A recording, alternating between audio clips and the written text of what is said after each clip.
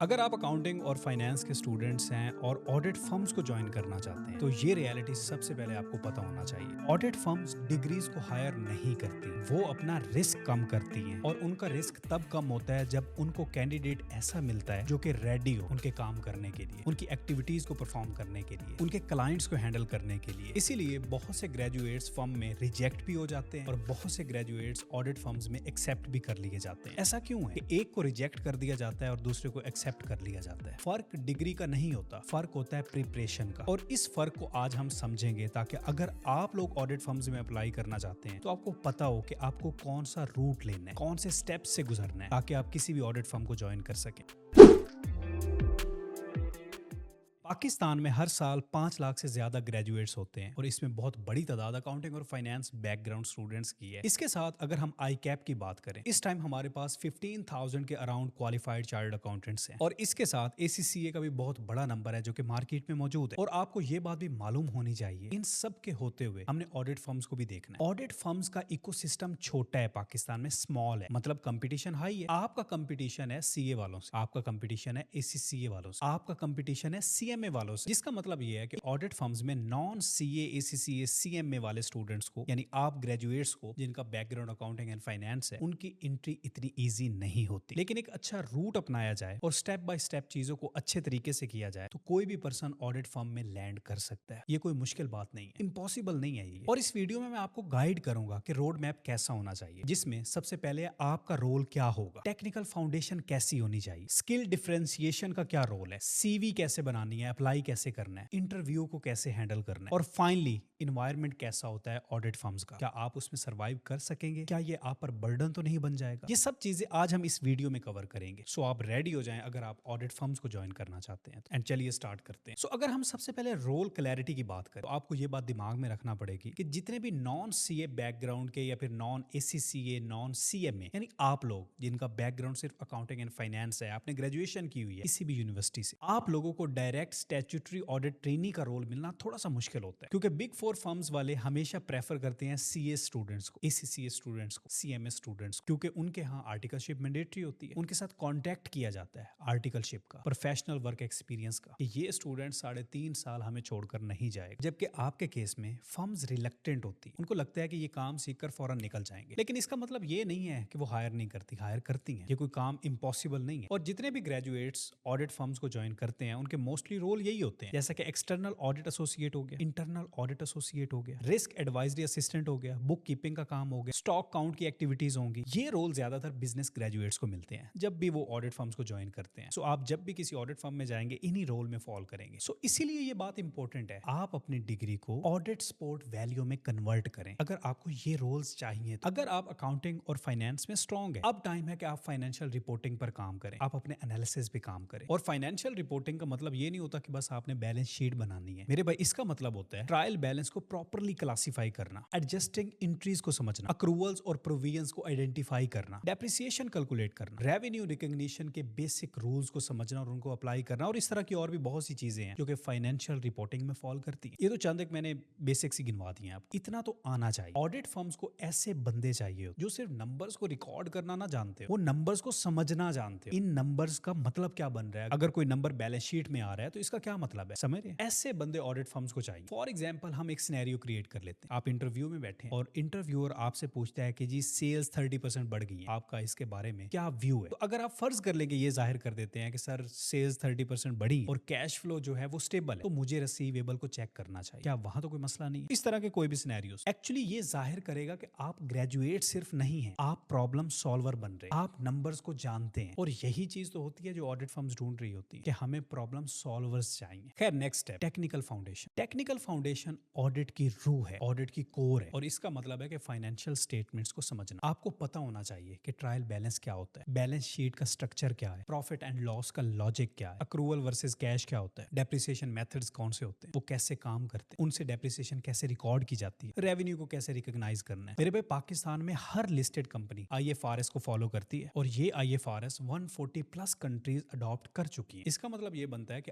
IFRS का knowledge आपके लिए बहुत जरूरी है। इसकी अंडरस्टैंडिंग अगर आपके पास नहीं होगी तो ऑडिट फर्म्स आपको नहीं हायर करेंगी। अब सवाल ये बनता है कि हम इन IFRS की अंडरस्टैंडिंग कहां से लें और इनको प्रैक्टिकली कहां से सीखें। तो इसके लिए बेहतर अप्रोच ये है कि आप पाकिस्तान स्टॉक एक्सचेंज की वेबसाइट से 2 लिस्टेड कंपनीज की फाइनेंशियल स्टेटमेंट्स को डाउनलोड करें। एक मैन्युफैक्चरिंग कंपनी चूज कर लें, एक सर्विसेज कंपनी चूज कर लें। फाइनेंशियल स्टेटमेंट्स को डाउनलोड करने के बाद उनके स्ट्रक्चर को समझें, उसमें बैलेंस शीट कैसे आ रही है, उसमें प्रॉफिट एंड लॉस कैसे आ रहा है, उसमें कैश फ्लो कैसे आ रही है, उसको थॉरोली समझें। उसके बाद ऑडिट रिपोर्ट को पढ़ें, देखें कि ऑडिटर ओपिनियन क्या दे रहा है, इसमें की ऑडिट मैटर्स पैराग्राफ क्या कह रहा है, इसमें की ऑडिट मैटर क्या है। यहां से आपको रिस्क बेस्ड थिंकिंग मिलेगी। इसके बाद नोट्स टू अकाउंट्स को समझें, ये सबसे इंपॉर्टेंट पार्ट है। चेक करें कि रेवेन्यू पॉलिसी क्या है, इन्वेंट्री वैल्यूएशन कैसे कर रहे हैं, डेप्रिसिएशन मेथड्स कौन से हैं, कैसे यूज कर रहे हैं, प्रोविजन की बेसिस क्या ले रहे हैं। ये सब डायरेक्टली IFRS की रियल एप्लीकेशन है। For example inventory lower of cost या NRV पे रिकॉर्ड होनी चाहिए। अब ये IAS 2 है, ये डायरेक्ट इम्प्लीकेशन। इससे आप सिर्फ रियल डेफिनेशन नहीं जानते बल्कि आप उनकी एप्लीकेशंस को समझ पाएंगे कि कौन सा स्टैंडर्ड कैसे अप्लाई हो रहा है। ये अप्रोच आपको इंटरव्यू के लिए रेडी करेगी। खैर यहाँ पर आपका टेक्निकल तो कवर हो गया, लेकिन ये चीज आपको डिफरेंशिएट कैसे करेगी। मेरे भाई रियल डिफरेंशिएटर होते हैं आपके skills. Finance professionals, accounting professionals तकरीबन 80% काम अपना एक्सेल पर कर रहे होते हैं, माइक्रोसॉफ्ट एक्सेल पर कर रहे होते हैं। ऑडिट वर्किंग पेपर सारे एक्सेल पर बन रहे होते हैं। सो आपको एडवांस एक्सेल सही से आना चाहिए। आपको पता हो कि वी लुकअप को कैसे यूज करना है, एक्स लुकअप को कैसे यूज करना है, पिवट टेबल्स को कैसे यूज करना है, इफ फार्मूलाज को कैसे यूज करना है, बैंक रिकंसिलिएशन कैसे बनानी है, डाटा क्लीनिंग कैसे करनी है। ये सारे काम आपको एक्सेल में करने पड़ते हैं। तो क्या आपको एक्सेल आता है? सो ये स्किल आपके पास जरूर होना चाहिए। इसके साथ अकाउंटिंग सॉफ्टवेयर भी आने चाहिए, जैसे कि क्विक बुक है, ये बहुत ज्यादा ऑडिट फर्म्स में यूज हो रहा है, ओडो है, सैप है, ये आपको आने चाहिए। और इसके अलावा कुछ एडिशनल स्किल्स भी हैं, जैसे कि प्रिपरेशन ऑफ फाइनेंशियल स्टेटमेंट्स है, ऑडिट ऑफ फाइनेंशियल स्टेटमेंट्स है, financial modelling and valuation analysis है, पावर BI। ये ऐसे स्किल्स हैं जो कि मार्केट में यूज हो रहे हैं, जो कि ऑडिट फर्म्स में यूज हो रहे हैं। आपको इन पर काम करना पड़ेगा, क्योंकि ये स्किल्स आपको हेल्प करेंगे कि CA स्टूडेंट्स के साथ आप कंपीट कर सकें, ACCA स्टूडेंट्स के साथ आप कंपीट कर सकें। अब ये स्किल्स आपको जहां से फ्री मिलते हैं फ्री ले लें, जहां से पेड मिलते हैं पेड ले लें। Specially preparation of financial statements and audit of financial statement ये जरूर करें। और एडवांस एक्सेल तो मैंने जैसा कि पहले आपको बताया कि वो तो मस्ट है ना, क्योंकि काम सारा आपने उस पर करना, तो ये तो आपको जरूर आने चाहिए। अब इंपॉर्टेंट सवाल ये भी है कि आपको ये सब कुछ आता है, लेकिन रिक्रूटर को कैसे पता चलेगा कि आपको ये सब कुछ आता है? तो इस चीज के लिए आपको पता होना चाहिए कि रिक्रूटर टोटल 7 to 8 सेकंड्स लेता है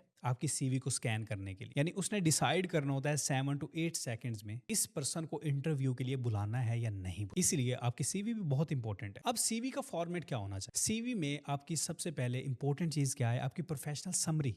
ये 3 to 4 लाइंस में होनी चाहिए। आपने जो टेक्निकल स्किल्स गेन किए हैं उनकी लिस्ट होनी चाहिए। आपने कोई प्रैक्टिकल प्रोजेक्ट्स किए हैं उसके बारे में लिखा होना चाहिए। आपकी सर्टिफिकेशंस ऐड होनी चाहिए, और आपने अगर कहीं पे इंटर्नशिप वगैरह की है तो उसकी डिटेल भी उसमें होनी चाहिए। और ये चीजें सिर्फ ऐड नहीं होनी चाहिए। जब आपने CV बनानी है तो उसकी वर्डिंग पर भी आपने बहुत ख्याल रखना है। जैसे कि मोस्टली CVs में क्या लिखा होता है, वर्क इन अकाउंट्स डिपार्टमेंट। ये लाइन गलत है। अब इस लाइन को बेहतर वे में कैसे यूज किया जा सकता है, कैसे लिखा जा सकता है, उसको देखें। आप इसको ऐसे लिख सकते हैं कि prepared bank reconciliation for 4 branches with 18 million turnover. आपको पता होना चाहिए कि ये जो नंबर्स मैं आपको बता रहा हूं ना, कि एक तो आपने ए में बस एक रैंडम सी लाइन लिख दी और दूसरे में नंबर्स को इंक्लूड किया। नंबर्स हमेशा क्रेडिबिलिटी को शो करते हैं। सो हमेशा आपने स्पेसिफिक होना है CV बनाते टाइम भी। अब यहाँ पर ये भी मैं आपको बताता चलूं, अगर आप खुद बनाना चाहते हैं CV तो ठीक है, आप बना लें, लेकिन अगर आप हमसे CV बनवाना चाहते हैं तो डिस्क्रिप्शन में डिटेल्स अवेलेबल हैं, आप हमसे भी राब्ता करके CV बनवा सकते हैं। खैर इसके साथ आपको अपनी लिंक्डइन को ऑप्टिमाइज करना है, फर्म्स की वेबसाइट्स को डेली चेक करना है। ईमेल के थ्रू अप्लाई करने वाले हैं किसी ऑडिट फर्म में तो प्रोफेशनल टोन में ईमेल को भेजना है। और फाइनली यहाँ पर ये बात भी दिमाग में रखें कि आपका रेफरल बहुत इंपॉर्टेंट होता है। एक ऐसा स्टूडेंट जिसके पास रेफरल है उसके 4 गुना ज्यादा चांसेस होते हैं किसी भी ऑडिट फर्म में जॉब के लिए। सो रेफरल पर जरूर काम करें। खैर अब मान लेते हैं कि आपकी CV भी शॉर्ट लिस्ट हो गई, रिक्रूटर ने आपको सिलेक्ट कर ली। अब इंटरव्यू में क्या होगा? तो आप याद रखें कि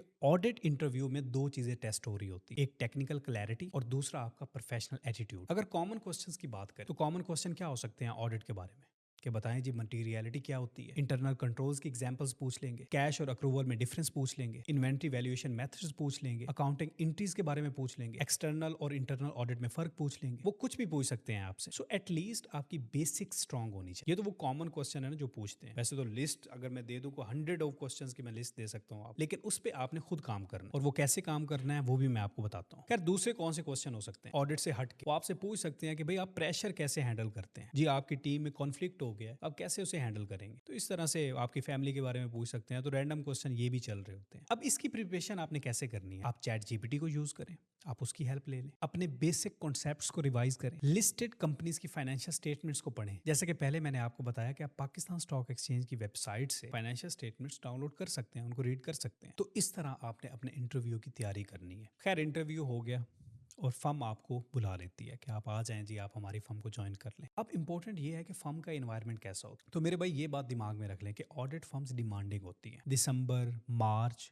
और जून ये बहुत बिजी सीजन है। इसमें आप एक्सपेक्ट कर सकते हैं कि आपको लॉन्ग आवर्स भी बैठना पड़ेगा ऑडिट फर्म्स में, आपको लेट सीटिंग्स भी करना पड़ेंगे, क्लाइंट्स के भी बहुत ज्यादा विजिट्स होंगे, डॉक्यूमेंट्स का भी बहुत ज्यादा प्रेशर होगा, रिव्यूज भी चल रहे होंगे, कमेंट्स भी होंगे। सो ये सारी चीजें आपको देखना पड़ेंगे। ये होना है, ये ऑडिट फर्म्स में एक नॉर्मल सी बात है। लेकिन इसके बेनिफिट्स को आपने नहीं भूलना, जैसा कि आपको मल्टीपल इंडस्ट्रीज का एक्सपोजर मिलेगा, फाइनेंशियल स्टेटमेंट्स का इन डेप्थ नॉलेज मिलेगा, कंट्रोल्स की अंडरस्टैंडिंग होगी, और ये चीज आपको स्ट्रॉन्ग करियर फाउंडेशन देगी, जिससे आप किसी भी जगह इजीली मूव कर सकते हैं। आप फर्म्स टू इंडस्ट्री जा सकते हैं, आप इंडस्ट्री टू फर्म जा सकते हैं, आप एक फर्म से दूसरी फर्म में जा सकते हैं, आप पाकिस्तान से बाहर जा सकते हैं। सो ये एक्सपोजर बहुत बड़ा देती है, जिससे आपकी सैलरी पे बहुत बड़ा इंपैक्ट आता है, बहुत जल्दी इंक्रीज हो जाती है एज कम्पेयर टू ऐसे ग्रेजुएट्स जो कि जाके सिंपल बैठ जाते हैं किसी भी कंपनी में और साल साल उस कंपनी में बैठे रहते हैं और सैलरी में कोई इंक्रीज नहीं आती। अगर आप ऑडिट फर्म से होकर जाएंगे तो आपकी सैलरी ज्यादा बेहतर होगी। सो ये वो रोड मैप है जिससे हो के आप इजीली किसी भी ऑडिट फर्म में मूव कर सकते हैं। खैर, अब बात कर लेते हैं कॉमन ऑब्जेक्शंस की। पहला ऑब्जेक्शन जो मार्केट में देखने को मिलता है कि भाई मैं सीए नहीं हूं, मैं सीए नहीं हूं, मैं कैसे ऑडिट फर्म्स को ज्वाइन कर सकता हूं।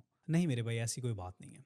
आप कर सकते हैं, ग्रेजुएट्स भी करते हैं। आप अभी सीए नहीं हैं तो थोड़े टाइम बाद आप सीए कर सकते हैं। किसने आपको मना किया है? आप जब चाहें सीए कर सकते हैं। दूसरा ऑब्जेक्शन ये होता है कि सैलरी कम होती है। तो जनाब, मैं अपनी बहुत सी वीडियोस में बता चुका हूं कि सैलरी हमेशा स्टार्ट में कम होती है, वो चाहे आप सीए हैं, एससीसी हैं या कुछ भी हैं, सैलरी हमेशा कम ही होगी। ये विद टाइम बढ़ती है मेरे भाई। इसके बाद तीसरा एक बहुत बड़ा ऑब्जेक्शन देखने को मिलता है कि भाई मैंने ग्रेजुएशन किया है, मैंने एमबीए किया हुआ है, मैंने ये किया हुआ है और मैं कैसे जूनियर अकाउंटेंट के रोल पर या एक ट्रेनी के रोल पर जाऊं। तो मेरे भाई, एक्सपोजर ऐसे ही मिलता है ना। एक्सपीरियंस चाहिए तो स्टेप बाय स्टेप चीजों को करना पड़ेगा, स्टेप बाय स्टेप ही आप जा सकते। आप ये तो एक्सपेक्ट नहीं कर सकते कि आप ग्रेजुएशन की बेस पे जाके फर्म के डायरेक्टर बन जाए, समझ रहे हैं ना। तो ये स्टेप बाय स्टेप चीजें चलती हैं। एक्सपीरियंस के लिए ये रोल आपके लिए जरूरी है। इसके बाद ये नेक्स्ट ऑब्जेक्शन कि कंपटीशन बहुत ज्यादा है। तो मेरे भाई, कंपटीशन तो हर मार्केट में ज्यादा है। डॉक्टर्स की मार्केट में भी है, इंजीनियर्स की मार्केट में भी है।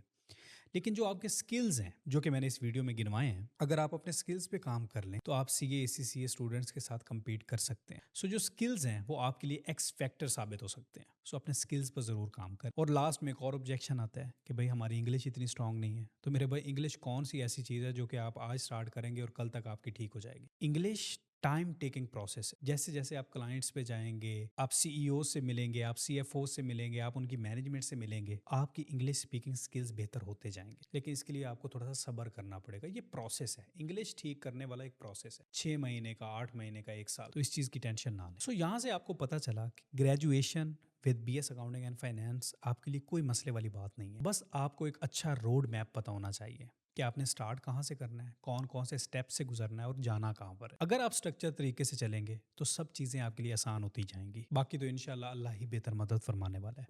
खैर, यहाँ पर अब आपने ये डिसाइड करना है कि आपको ऑडिट फर्म्स को ज्वाइन करना है या नहीं करना, और अगर करना है तो कौन कौन से स्टेप हैं वो मैंने इस वीडियो में बता दिए हैं। और इसी बात पर हम अपनी वीडियो का इख्तिताम करते हैं और एक टारगेट रखते हैं। अगर आपने इस वीडियो पर 5000 लाइक कर दिए तो मैं आपको बताऊंगा कि आप इस ग्रेजुएशन के साथ पाकिस्तान से बाहर गल्फ कंट्रीज में कैसे मूव कर सकते हैं, उसका स्टेप बाय स्टेप प्रोसेस क्या होगा, आपको क्या मुश्किलात आ सकती हैं और आप कैसे वहां पर जॉब सिक्योर कर सकते हैं। तो देखते हैं कि आप टारगेट अचीव करते हैं या नहीं करते हैं। मजीद अगर कमेंट सेक्शन में कुछ पूछना तो आप पूछ सकते हैं, मैं आपको वहां पे आंसर कर दूंगा या उस पर वीडियो बना दूंगा। अल्लाह आपका हामी और नासिर हो। नेक्स्ट वीडियो में मिलते हैं, तब तक के लिए खुदा हाफिज।